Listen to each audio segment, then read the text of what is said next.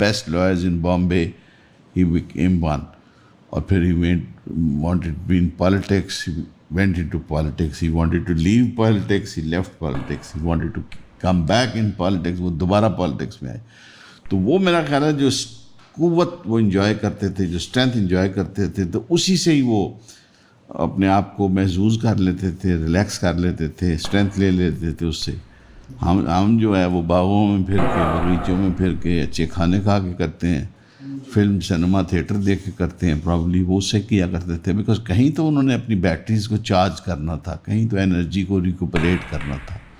تو اچھا آگے چلتے ہیں, دیکھتے ہیں ان کی لائف کو. اس ٹائم پہ ان کی ملاقات ہوتی ہے جو مشہور ایک انڈین پوئٹس ہیں سروجنی نائیڈو جی. وہ انہوں نے بڑی کوشش کی قائد اعظم پہ ڈورے ڈالنے کی, بڑی ان کے لیے پوئٹری کرتی تھیں اور خط لکھتی تھیں. قائد اعظم کے لیے she was just yet another lady, وہ تھیں ان کے لیے, بس ٹھیک ہے وہ ہیں. اور لیکن ان کا یہ ایک وہ ہے کہ قائد اعظم کی مختلف پوائنٹس ان لائف پہ انہوں نے بہت ایک ڈیپ انالیسس دیا, بیکاز جو مے بی ایک عام رپورٹر ہوگا وہ بڑا سرفیس لیول انالیسس دے گا جی, پر ایک شاعر جو ہے ان کی ذرا زیادہ ایک فلسفانہ اور ذرا ڈیپ اپروچ ہوتی ہے.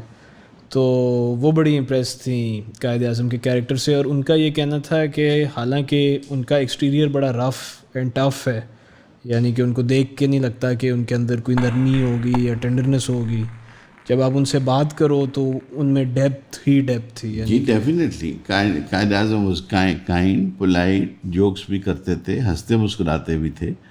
وہ آگے ہم جو ان کی لائف کا پارٹ دیکھیں گے کہ وین ہی گیٹس میرڈ, جب ان کی چوائس کی شادی ہوئی, ان کی پسند کی شادی ہوئی, ان کی محبت کی شادی ہوئی, ان کی چاہت کی شادی ہوئی, ان کی خوشی سے شادی ہوئی, تو وہ ایک best part of his life تھا جس پہ انہوں نے انجوائے کیا. تو اس میں he was a totally different مین.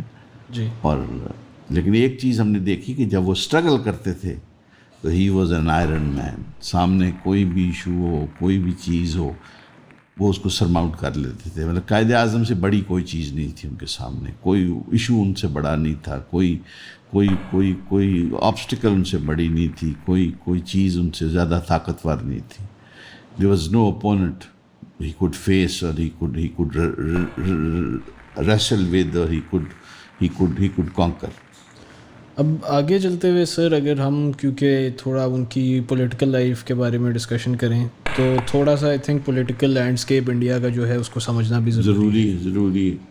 تو اس حوالے سے تھوڑا ہمیں بریف کریں سر. انڈیا میں ایک تھی کانگریس جو تھی نا, it was no doubt dominated by the Hindus, but it was meant کہ وہ کوئی ڈینٹ ڈالے, کوئی روٹس بنائے, کوئی پینیٹریٹ کرے برٹش راج کے اندر, کہ جی کہ یہاں کے لوکلز کو بھی کوئی ریپرزنٹیشن ملنی چاہیے, ان کی بھی کوئی بات سنیں, ان کی بھی کوئی مانگیں, وہ آپ اپنی ون سائڈڈ اسٹوری نہ چلائیں.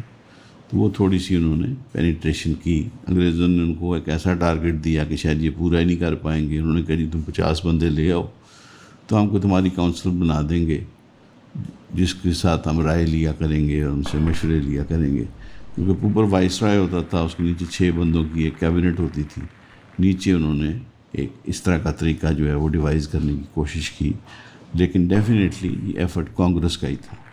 تو سب سے پہلی جو چیز وہ ہوئی وہاں پہ وہ پارٹیشن آف بنگال ہوا, کہ بنگال جو ہے بہت بڑا صوبہ ہوا کرتا تھا اور اس کی ایڈمنسٹریشن جو تھی وہ مشکل تھی, تو انہوں نے 2 حصوں میں پارٹیشن کر دیا.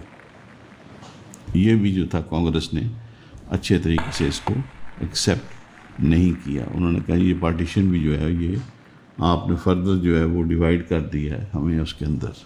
اس کے بعد مسلم لیگ جو تھی وہ بنی, کیونکہ مسلمانوں کو یہ نظر آ رہا تھا کہ کانگریس جو ہے جب یہ بات آگے چلے گی تو مسلمانوں کے لیے کوئی ہیڈ وے شاید نہیں بن سکے گی.